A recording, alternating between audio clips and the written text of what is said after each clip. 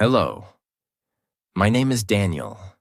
I don't come from a rich country. I don't come from a rich family. And when I was 18, I didn't even know how to introduce myself in English. People used to laugh when I tried to speak, even my friends, even my own relatives. My accent was broken. My sentences were wrong. I didn't even know what to say in interviews. But I had one thing inside me, something I didn't fully understand back then, but I feel it now. A quiet fire that whispered, "You are meant for more."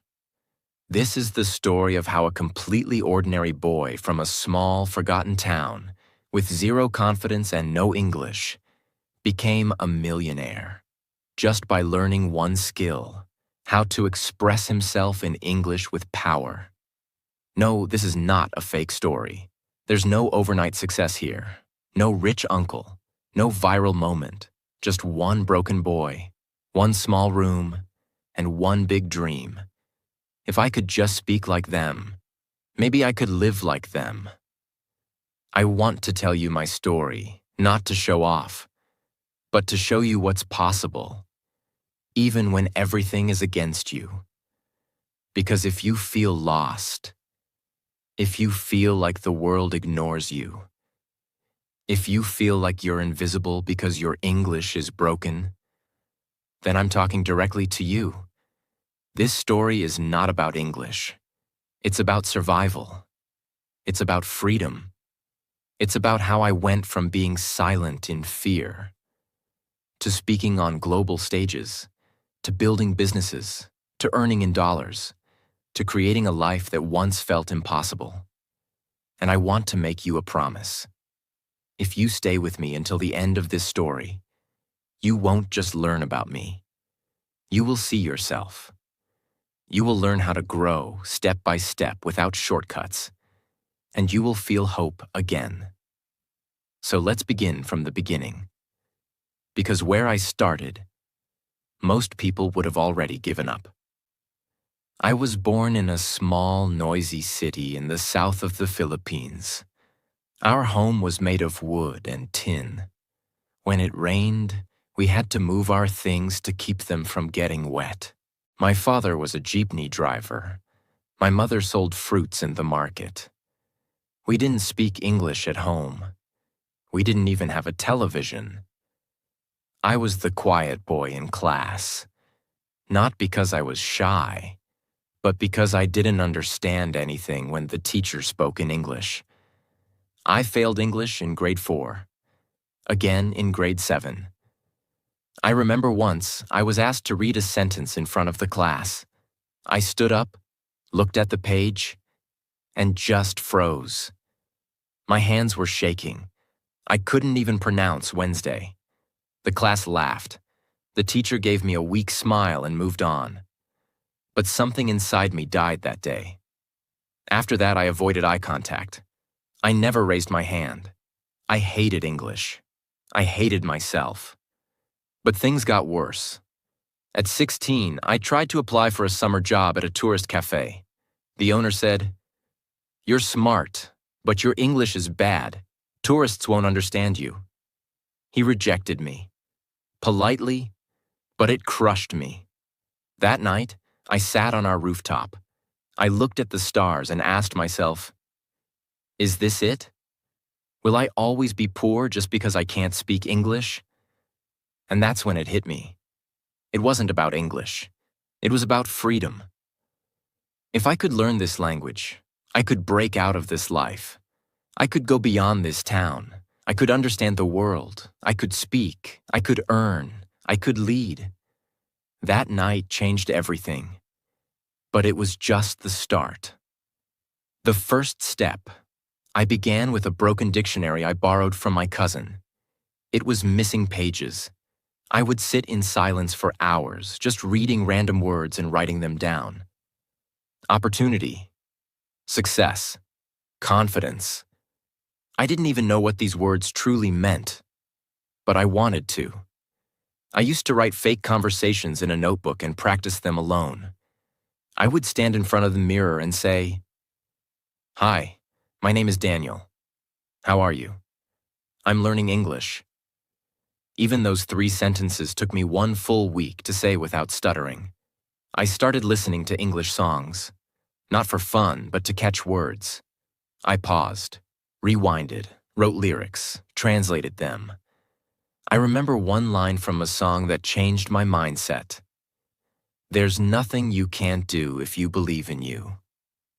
I believed in those words more than I believed in myself, but nobody noticed. People thought I was wasting time. My cousin laughed at me once. He said, "You think you'll get rich speaking English? Look at us. Even graduates are jobless." He was right. But I kept going anyway. Because deep inside, I felt something shifting. One day, I met someone online, a traveler from the UK who was visiting Manila. I replied to his post in broken English. He corrected me, but kindly. That became my first conversation with a foreigner. Was I nervous? I was sweating like crazy. Did I make mistakes? 100. But I realized something. They didn't care about my mistakes. They cared about communication. They respected the effort. That's when I knew. English is not about perfection. It's about connection. That conversation gave me fire. I started messaging strangers online just to practice. Some ignored me, some helped. One even offered me a free online course in spoken English. And I studied it like my life depended on it. Because it did. Just when I thought I was improving, life hit me hard. My father had a stroke.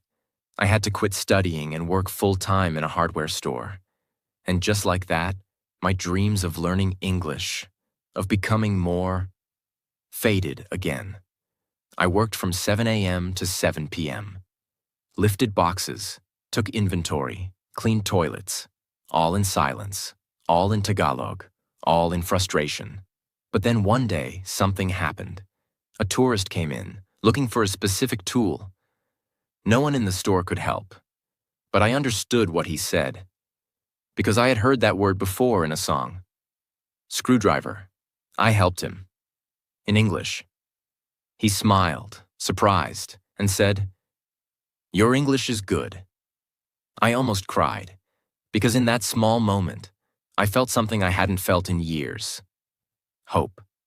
After that moment in the hardware store, when the tourist said, "Your English is good," my life didn't magically change. No doors flew open. No opportunities came running.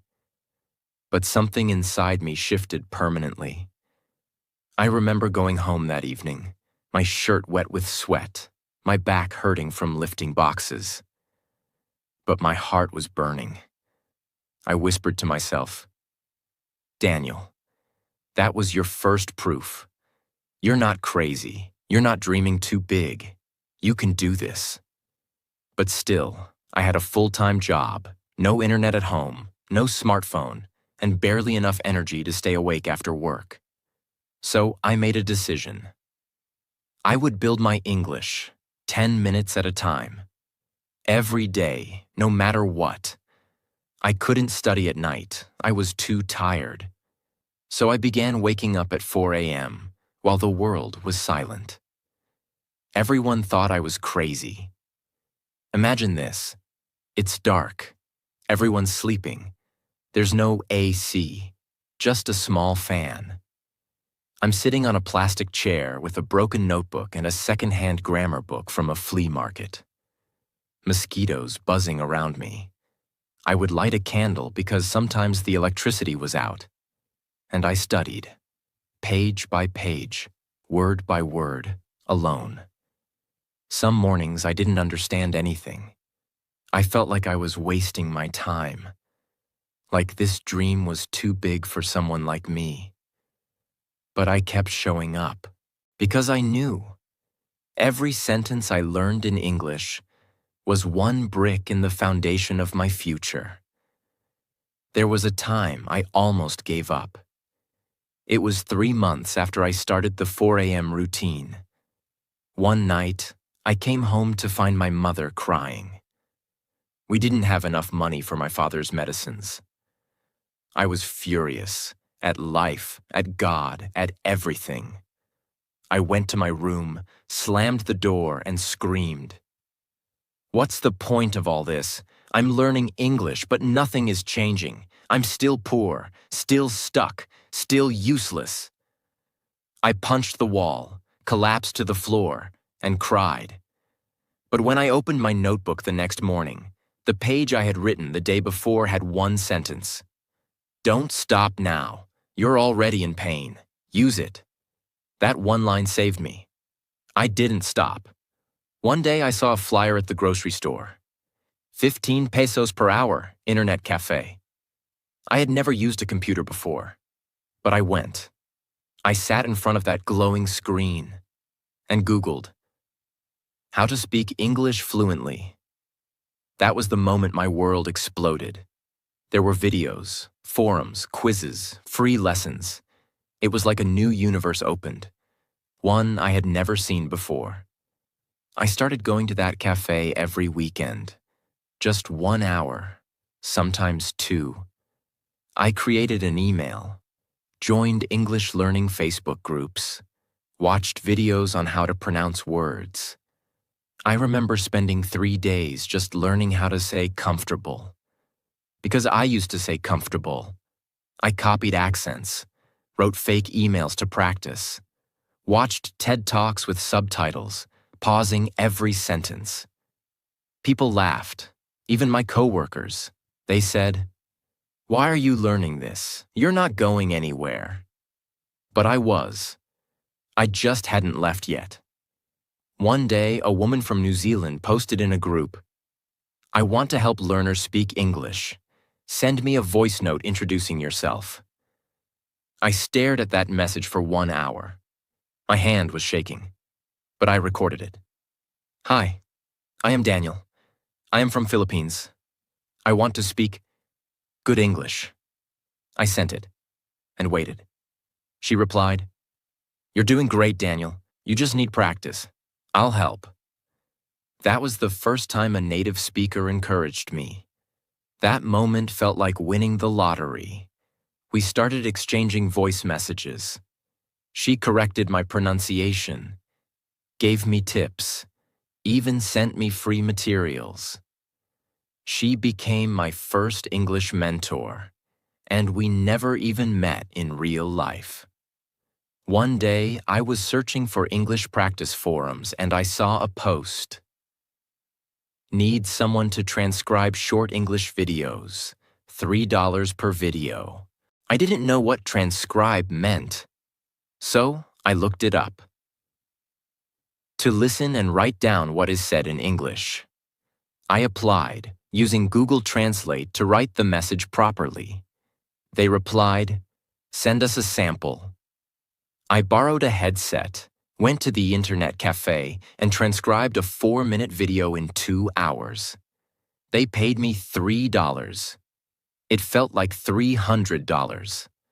I cried in the bathroom of that cafe, not because of the money, but because it was real. My English had created income. From that day, I knew. This is the path. I don't have to beg. I don't need a perfect job. If I can learn more, I can earn more. I started seeing myself differently. I wasn't the poor boy who failed English anymore. I was now a learner, a communicator, a builder, a dreamer, and I wanted more. I began learning English business terms. I watched interviews with CEOs. I studied how people pitch ideas, how they write emails, how they express confidence with simple words. I didn't want to just speak English. I wanted to own the language. I made a promise to myself. From today, English is not just a language. It is my career. It is my freedom. It is my tool to escape poverty. Forever. I found out about websites where freelancers offer services, writing, translation, transcription, virtual assistants. I created a profile on one of them. It wasn't fancy. I just wrote what I could do. I can type fast. I can transcribe videos. I can do simple English writing. No one replied for 2 weeks. Every morning I would open the internet cafe's old computer, check my messages, and find nothing. And every time I saw 0, I felt something inside me whisper, maybe they were right. Maybe this isn't for people like you. But I ignored it. And every day I applied to 10 new jobs. No copy-paste. Every message was personal. Every message was respectful. Until one day, someone replied.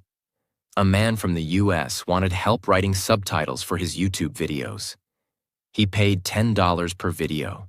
He said, "You're not perfect, but I like your attitude." That word hit me. Attitude. That's what English had given me. Not perfection, not fluency, confidence, effort, respect. That first client became my regular.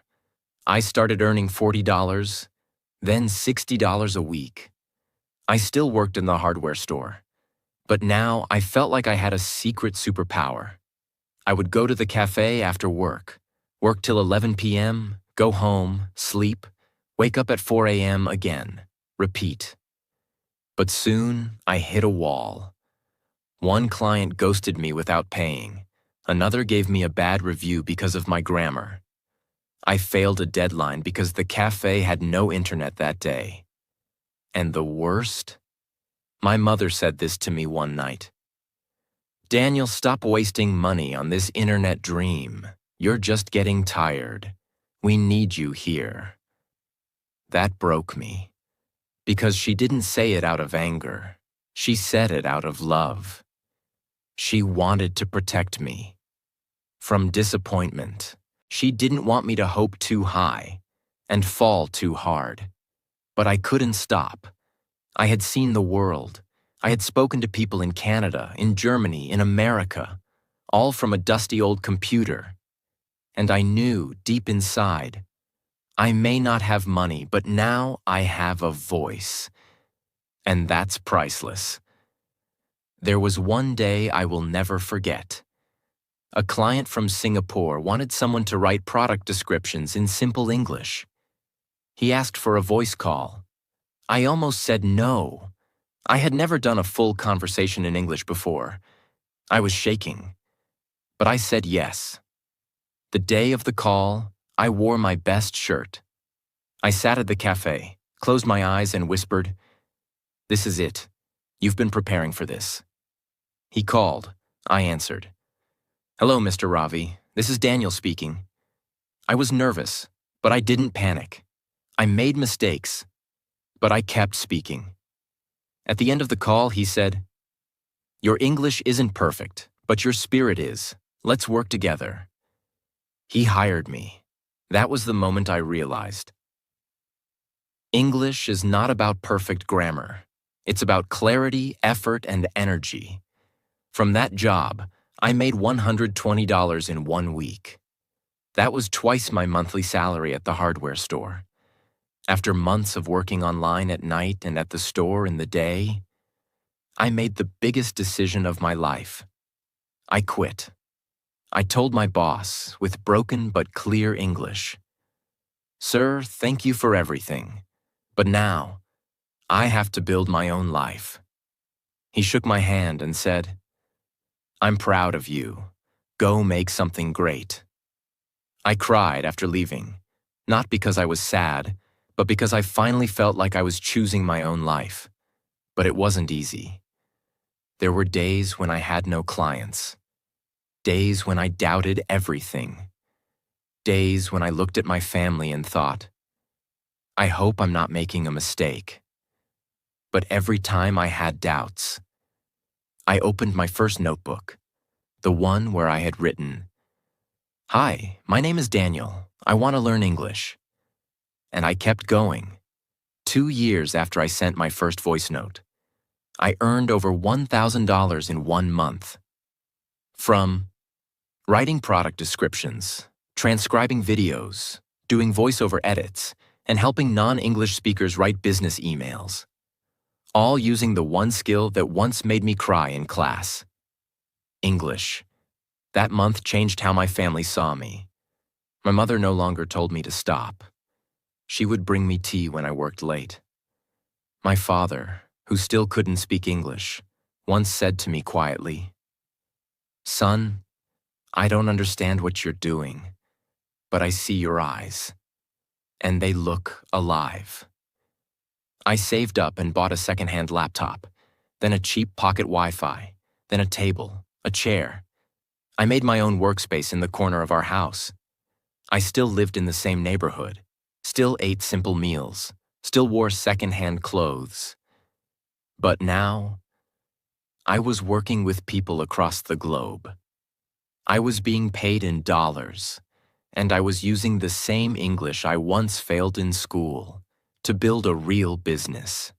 I still remember the exact day I saw $5,000 in my PayPal account. It was evening. I had just finished a freelance job. I refreshed the screen once, twice, and there it was, $5,274.82. I stared at it for minutes. This wasn't a dream. It was real. Just 2 years ago, I couldn't speak one sentence of English without panicking. Now I was getting paid in dollars. More than my entire year's salary at the hardware store. But this wasn't luck. This was strategy. This was patience. This was English. Once I had a few regular clients, I did something very important. I stopped charging low prices. At first, I was offering to transcribe videos for $5 each. But after I had real feedback and some success stories, I raised my prices, slowly, respectfully. $5 became $10, then $15, then $25 per video with editing, then $50 for writing an entire business pitch. Clients didn't leave, they stayed, because I gave them more than just words. I gave them confidence in their message. And here's what most people don't realize.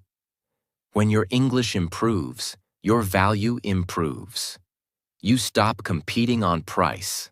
You start competing on quality. I learned how to write powerful, clear English for businesses, handle client communication like a professional, offer new services like proposal writing, email marketing, and brand storytelling. And all of that was because I learned one thing most people never learn. English is not just a language, it's a currency. After my income crossed $2,000 a month, I realized something. I was working too much. 14-hour days, no breaks, no weekends. So I hired help, carefully. A girl from Kenya helped with proofreading. A boy from Bangladesh helped with research. A translator from Egypt helped with Arabic documents. They were smart, hardworking, and eager to grow. And I paid them fairly, in dollars.